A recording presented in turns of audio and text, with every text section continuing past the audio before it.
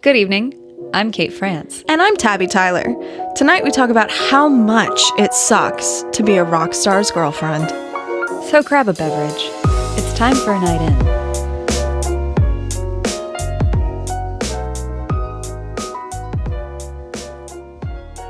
This season's Taschen book is here, and it's coming to a coffee table nowhere near us because we can't afford it. Oh? Linda McCartney's Polaroid Diaries was released, and it documents the home life of the McCartneys, captured with Linda's Polaroid camera. A copy of the book signed by Paul will put you back $2,000. I bet it's lovely. Honestly, I'm sure it is. Linda was a very talented photographer. Which I didn't realize until I started doing research for this show. No.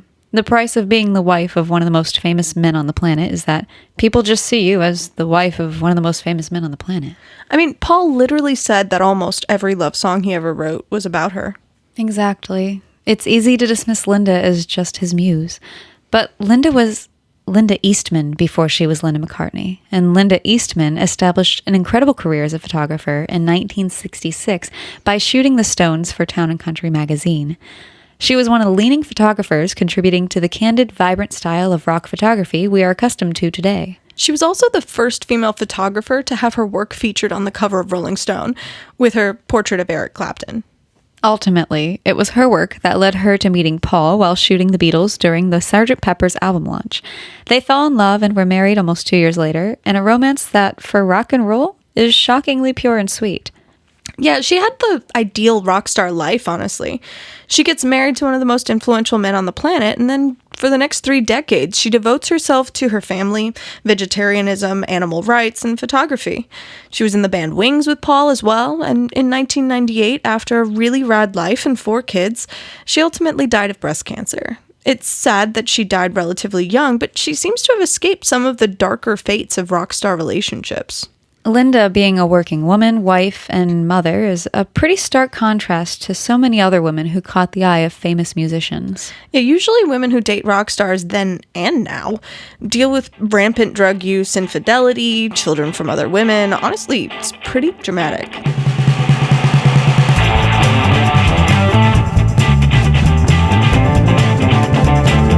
Concurrent with the rise of rock stars in the 60s and 70s, you have the rise of the groupie. And these girls are so incredibly key because honestly, without them, the legends of the Stones and Zeppelin, Bowie and Dylan wouldn't have had that pop mythology aura. You could think of them as like the courtesans of the Renaissance era. Though they found themselves in the spotlight, their influence was behind closed doors. They nurtured these artists and their music, fulfilled them sexually, and fueled their egos. Groupie queens held court in clubs and venues, some of them having their own followers or starting bands themselves. I mean, think about how many songs were written for groupies. Can We Still Be Friends by Todd Rundgren is assumed to be about Bebe Buell. Angie by the Rolling Stones is about Anita Pallenberg. We're an American Band by Grand Funk Railroad references Connie Hamzy. Sweet Connie. How do you know that? I've read a lot about rockstar girlfriends. So tell me some of the stories you've read. Okay, well, let's start with the infamous groupie, Pamela DeBar, who, along with Bebe Buell, was the inspiration for the character Penny Lane from Almost Famous. Pamela loved music and was introduced to Frank Zappa by Captain Beefheart, who also introduced her to the Rolling Stones. She became a groupie queen and knew everyone, dated everyone, and partied with everyone. She had a following in her own right, and also somehow served as the nanny to Frank Zappa's children, Moon Unit and Dweezil. Moon Unit and Dweezil. The man hangs out with someone called Captain Beefheart, and you're somehow surprised about the names of his children. Yeah, good point. So Frank Zappa urged her to keep and polish her diaries she had been keeping since she was in high school. They detailed all the wacky adventures she got up to with the multitudes of rockers she knew. These diaries would ultimately become her memoir, I'm With the Band, one of the most well-loved books on the rock lifestyle of the 60s, 70s, and 80s. In her memoir, she talks about her famous boyfriends like country star Waylon Jennings and rock stars like Keith Moon, whom she would have to calm down when he would wake up after benders calling himself a murderer. Yeah, he accidentally killed his valet with his Bentley. God. Yeah. Most notably, though, she remembers Jimmy Page of Led Zeppelin. You're going to notice a theme in my storytelling here because I'm just going to say it. Jimmy Page was a fuckboy. Blasphemy. It's true. So Pamela is living the life. She's dating Jimmy Page, and he's telling her all about how he's going to fly her back to England to wake up and see peacocks outside her windows and all kinds of sweet nonsense. And unfortunately, Pamela is super in love with him because it's 1972 and he's in Led Zeppelin. And he's got an English accent. Yes, and those dreamy curls. I mean, he's Jimmy Page. Except Jimmy is about to break her heart in a big way when he leaves her for Lorrie Mattix. And brief aside, Mick Jagger absolutely knew Jimmy Page was a fuckboy because Mick actually convinced Pamela to have sex with him on his living room floor by telling her all the messed up stuff Jimmy did on tour. Wow, what a pickup. Your boyfriend sucks. Good thing I'm here to tell you about it and then console you afterwards. Right? On my living room floor. So in comes Lorrie Mattix. And Lorrie is incredibly fascinating to me because Lorrie is what becomes known as a baby groupie. Baby groupies are girls between the ages of 11 and 15, 11 and 15, who hung out at the Rainbow Bar and Whiskey A Go-Go. They loved music, loud glam rock, tiny outfits, and of course, rock stars. And the rock stars loved them. Lorrie is brought into this scene by her friend Sable Starr, and both of them start dating rock stars. And here's the thing. I'm going to use the term dating here because that is the term both women use later as adults. But I don't quite understand how a 13-year-old girl dates a 26-year-old man and people just don't bat an eye. Anyway, Lorrie and Sable are dating their way through rock stars. Iggy Pop even talks about sleeping with Sable when she was 13 in the song Look Away. Lorrie, though, catches the eye of Jimmy Page. Now, depending on which interview you read and when it came out, Lorrie either just initially turns him down, is terrified of him, or didn't realize he was interested in her. But ultimately, it takes Jimmy having his manager take her to his hotel in an action she once called a kidnapping, wherein he seduces her. And is he still with Pamela during all of this? Yes, though not for long. He would abandon Pamela at a party a week or so later for Lorrie and not look back. He dated Lorrie for 2 more years before dropping her for Bebe Buell. Liv Tyler's mom. Yes. What a tangled web. Right? So he dumps her for Bebe, and Lorrie goes out of her mind on Quaaludes. She's 16 on Quaaludes. Right? And she attacks Bebe and Jimmy, only for Jimmy to bail and lock himself in his hotel room laughing amongst his friends while the 2 women go at it in the hallway. What a fuckboy. Such a fuckboy. And it's such stupid drama. Serious drama. Also, you have the famous Anita Pallenberg, who we mentioned earlier with the song Angie. She was a model, fashion icon, and actress. Originally, she was with Brian Jones, the original leader of the Stones, but he was extremely abusive and beat her regularly. Anita moved on to be with Keith Richards and had 2 children with him. She was hailed by some as the reason the Rolling Stones became cultural icons. She contributed to their style and sound and overall image. Keith actually wore her clothes. They were the same size. Anita was the party girl. She evidently did more drugs than Mick Jagger and Keith Richards. Oof. Keith even saying that trying to keep up with her almost killed him. Her struggles with drugs and the lifestyle, however, continued throughout her relationship with Keith. She even had a 17-year-old lover who accidentally died in their home while playing Russian roulette while Keith was away recording in Paris. The relationship ended then, and Anita struggled for decades to overcome drug addiction. She ultimately dabbled with fashion again, but died at the age of 75 from complications from hepatitis C. Honestly, her story was always so tragic to me. She and Keith had a child that died of crib death, and it seems like she was never able to deal with the loss of a child and the responsibilities of motherhood. He did make sure to take care of her, at least, unlike some other women who are intrinsically tied to these artists. For the remainder of her life, he made sure that she did not have to work unless she wanted to. There's also Jerry Hall. Jerry was a small-town girl who became a model, and along with her twin sister, Terry... Jerry and Terry. Oh yeah. So Jerry and Terry are models, and they live in a model apartment with, get this, Grace Jones and Jessica Lange. Whoa. Yeah, these girls had been set up to be successful.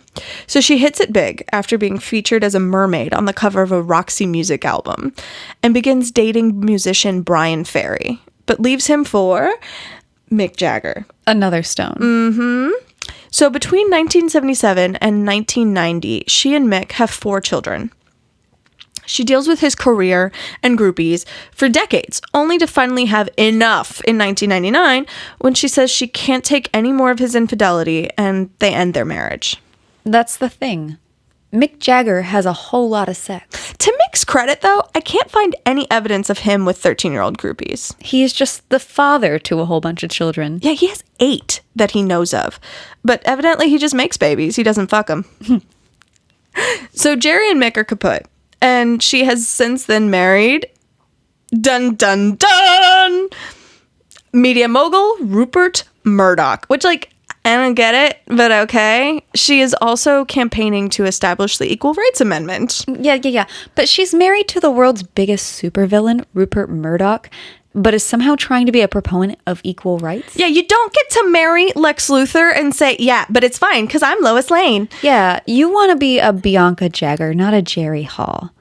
Bianca Jagger, Mick's first wife, currently serves as a Council of European Goodwill Ambassador, is founder and chair of the Bianca Jagger Human Rights Foundation, is a member of the Executive Directors Leadership Council of Amnesty International USA, and is a trustee of the Amazon Charitable Trust. Whoa! Yeah. Go Bianca Jagger. But you can go one of 2 ways, apparently. Elegant or hot mess. Remember Sable Starr, the baby groupie? She dated, like, everyone, and then ended up taken by Johnny Thunders to New York when she was 16, where he beat her half to death on a regular basis. When she got pregnant, he wanted to marry her, but she refused, thankfully, had an abortion, and then he beat her again. She ended up going back to LA, but because of an affair with Richard Hell and a friendship with Nancy Spungen... Wait, as in Sid and Nancy Spungen. Oh, yeah. Yeah, that Nancy. Because of this, she goes back to New York frequently and becomes a huge part of the punk scene there. But by the 80s, she's understandably burned out on all of this and moves to Lake Tahoe, where she was a table game dealer at the Carson Valley Inn until she died of brain cancer at age 51. And while we're at it, let's go back to Liv Tyler's mom, Bebe Buell, the model Lorrie Mattix lost her shit on back when Jimmy Page left her. Bebe wanted to be a singer, but was discovered by Eileen Ford, the modeling executive, at age 17 and moved to New York. Then she says, the rock stars came a-huntin'. She started a high-profile relationship with Todd Rundgren, but she also has dated Mick Jagger, Iggy Pop, David Bowie, Elvis Costello, Jimmy Page, and Steven Tyler. But for the record, she rejects the label groupie. And Todd Rundgren loving her the way he did and raising Liv as his own was so moving. As we have already said, it doesn't always work out that way for rock star girlfriends or wives. Yeah, like Cynthia Lennon. Girl got done dirty. Yeah, Cynthia was the first wife of John Lennon and mother to his first son, Julian. And God did that woman go through it. She got pregnant and they married, and she secretly existed as John Lennon's wife because the band's manager, Brian Epstein, thought that their marriage would spoil the band's image. The boys needed to be hot and single. Even in a magazine article listing facts about the Beatles, one of John Lennon's listed hobbies was girls. Eventually, word got out that John had a wife and child, and so during the height of Beatlemania, Cynthia had to endure hate mail, physical assault, invasion of privacy, and literally people trying to steal her clothing every time she went outside of her apartment. No. They continued to have a tumultuous relationship, John being physically and verbally abusive, John constantly having affairs, John being unrelentingly jealous. Then he met Yoko. After beginning an affair with Yoko, he sued Cynthia for divorce, stating the reason of infidelity on her part. You're kidding. Nope. He did that thing where he was doing all the bad stuff, but then accused Cynthia of doing all the bad stuff. And when it came out shortly afterwards that Yoko was pregnant, Cynthia countersued for divorce. Hell yeah. When John was assassinated, Julian was excluded from the will. He eventually sued his father's estate and received a reasonable settlement. Cynthia spent her entire life inextricably tied to her husband, ex-husband, until she died in Spain in 2015. So the question is, why do we keep doing this? Why do we seek relationships that are unhealthy in spite of what we know about them? I mean, clearly these relationships are toxic and harmful, but something about the appeal of the rock god pulls us away from our senses. It's kind of like guitar hypnotism. Like they're the snake in Jungle Book. There is some explanation for all of this, though. peer-reviewed explanation. I love a good scientific journal. In a 2013 article published in Sage Journals titled Men's Music Ability and Attractiveness to Women in a Real-Life Courtship Context, the researchers found that a man who was holding a guitar case while asking a woman for her phone number was more likely to be given said phone number than a man holding a gym bag or nothing. The implication is that musical ability plays a role in sexual selection. But the real question is why? Yeah, because you'd think that a gym bag would imply that someone's physically fit or innately more capable of providing and protecting. Nope, guitar guy over here. It's like how bird songs are clearly used for sexual selection in birds. Right? Because they don't offer any survival benefit. Rock stars are just human peacocks. It's also been shown that women prefer men who are able to produce more complex musical sounds as sexual partners. The article, Menstrual Cycle Phase Alters Women's Sexual Preference for Composers of More Complex Music, showed that women were more attracted to men who perform more complicated music when they were ovulating, which could indicate that music plays a role in sexual selection. However, counter article, the article, Do Women Prefer More Complex Music Around Ovulation, showed that women prefer more complicated music regardless of their menstrual cycle. But in this study, the researchers were not asking women to rate the individual producing the music. Honestly, there has to be some truth to this, because look at these rock stars from the 60s and 70s. They weigh like 100 pounds wet. Right. Many of them are just irreparably ugly. Right. And yet, I'm still into it. Me too. I love a music man. Billy Joel is one of the homeliest men alive, but man, can he write a pop song. There has to be forces at play here that are completely out of our control. Well, there's also something called the halo effect. This is the projection of virtues of one good quality of a person onto other aspects of that person. So, if a person's attractive, they're also probably friendly and hardworking. If a person's good at public speaking, they're also probably good leaders. In regard to rock stars, they're good entertainers, so they're also probably good people with desirable qualities. Don't do it, girl. It's not worth it. Pamela DeBar said that part of why it's so easy to fall for these guys is the connection you inherently feel to them through their music. But that connection's one-sided, and you also share it with like 4 billion other women. And the trade-off for that, 10 years of glory to a lifetime of potential illness and mental trauma, seems like a bad deal. Even people who quote-unquote get their lives together still seem to live in the shadow of those relationships. Take groupie Cleo Oetzer. She got a PhD in anthropology, wrote several books, and seemed to have moved beyond the rock star lifestyle, but then seemed to not have. From 1995 to 1998, she produced several dozen episodes of her show Cleo's Adventures, which played on Manhattan's public access television, and, well, just listen. To promote the album, meanwhile, I was becoming famous all over US and England as being super groupie Cleo. Shall we listen to some of the groupie album? Alan Lorber, who produced the album, was nice enough to send it to me on a cassette, because who has record players anymore? I started going down to the village when I was about 14 or 15. I'd go there every single night, and I'd take drugs, every drug. If it was there, I took it. And we'd go to this place called... She's a very educated woman who did not have the self-awareness to recognize that she needed to leave this aspect of her life behind. It also goes to show that, like, you can be really smart at one thing and not at another thing. She died in India at 50, and I guess where we need to go with this is that there's nothing wrong with an unconventional life. There's nothing wrong with living and having experiences that are exciting and avant-garde. But what is wrong is Jimmy fucking Page dating a 13-year-old girl. 13 is too fucking young to be dating a grown-ass man. And it is not the 13-year-old's responsibility to recognize this. You too, Iggy Pop. I want to say, the names of his songs on Spotify: Lust for Life, Real Wild Child, Candy, Iggy. Just get a van and a trench coat, man. Commit! Anyway, girls, if he's carrying a guitar case, turn the other way. Walk Away by Franz Ferdinand. These Boots Are Made for Walking by Nancy Sinatra. 50 Ways to Leave Your Lover by Paul Simon. So Shine On, You Crazy Diamond by Pink Floyd. And Go Your Own Way by Fleetwood Mac. Man, I kind of appreciate the Stones more. So once again, we conclude another episode of A Night In. where we explore the historical context of current events. And what's more current than girls making unwise decisions and dating famous rich guys? But I mean, we probably could have gone all the way back to like Listomania here when girls lost their shit over was it Hans Liszt, Franz Liszt? You know, the musical, the composer. Oh God. The Phoenix song Listomania is about that. Yes. But I mean, people have lost their minds over musicians forever. Yeah, and they're still doing it today. It's just DJs. Yeah. There are no more rock gods. But that's another, yeah. But do you know what almost all these girls had in common? What's that? They're models. Oh, yeah. Much like Rachel Reed, the host of Model Memoirs. Whose show you should be tuning into every Thursday night. A very good plug you fit in there. Thank nice. you. I'm very proud of that. Well, actually, yesterday's episode talks about the party lifestyle.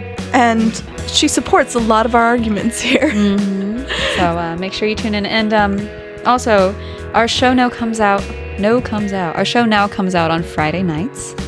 So plan accordingly. Yes, we know you all live your lives around the scheduling of a night in. That's true, but now you have Wednesday nights off. So take a break, everyone, and pick it back up on Friday. We'll see you there. We'll see you there.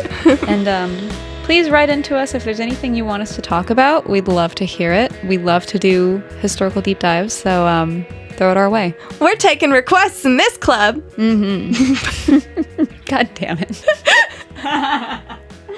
And we love you, and we'll see you next week. Bye. Bye.